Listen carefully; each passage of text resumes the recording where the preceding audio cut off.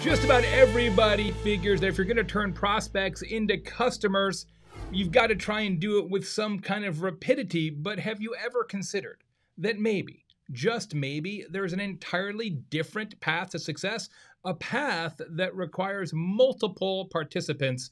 We're going to talk about it in this episode of Highway to Sell, where we talk all about converting leads into sales. The show is brought to you by Demandbase, the leader in smarter go-to-market.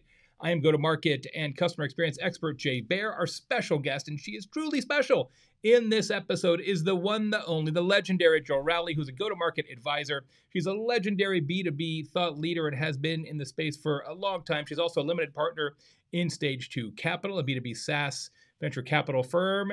Welcome to Highway to Sell, my friend. Hey, Jay. Great to see you again.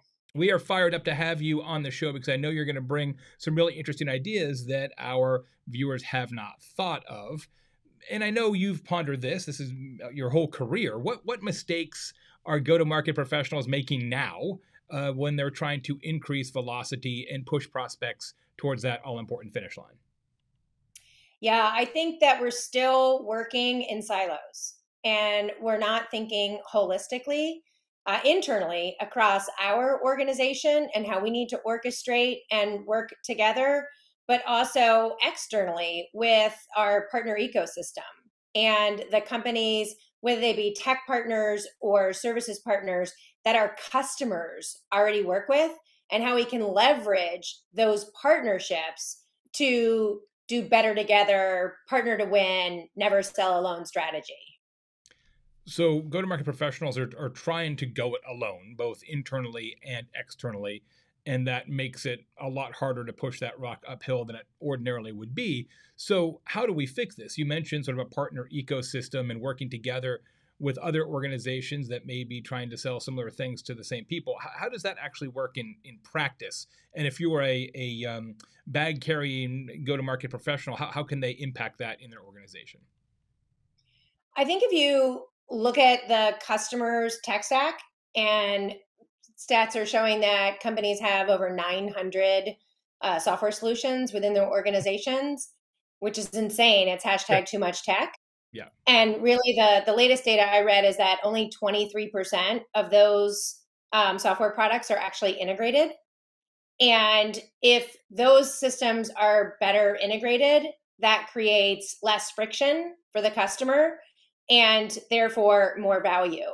And so as an individual quota carrying sales rep with a product to sell, we actually have to think more holistically about what is the landscape, what does the environment look like within my customer, and start thinking about connecting the dots, connecting the technology dots, but also connecting the dots of who the customer already has relationships with, who do they trust, where do they learn? So this isn't just about tech partnerships. Ecosystems isn't just about the tech landscape. It's also about the communities, the associations, where your customers are spending their time, who they trust, where they're learning, and thinking about how do you put yourself in the world in which your customer lives, which isn't on your corporate website. It's such a great point, because if you want to influence a buyer, influence the person that already influences that buyer, right? Because it's trusted, the relationship already exists. And I love how you put a fine point on this idea that it's not just complementary business partners, but also content partners and sponsor partners and educational partners. There's so many opportunities out there. Whoever you're trying to sell to, they are consuming information and are influenced by some people. And the best thing you can do is to figure out who those people are and why they are influential to that buying committee. I love that. Jill, I know you're working on a whole initiative around this idea. Tell our viewers of Highway to Sell how to learn more about this idea. Sure. I'm associated with a new media company, and it's called partnerhacker.com. And essentially what we're doing is we're curating the best content and reporting on what's happening in the era of ecosystems, and really talking about what does it mean to go to ecosystem rather than go to market. What does it mean to actually build product and solution in market rather than build your product and solution in a silo and then take that to market? It's all about starting in the world in which your customer already lives and co-innovating, co-building with partners and customers, co-marketing, co-selling, and co-retaining your customers. It's all about creating more value together in an ecosystem rather than alone in a silo.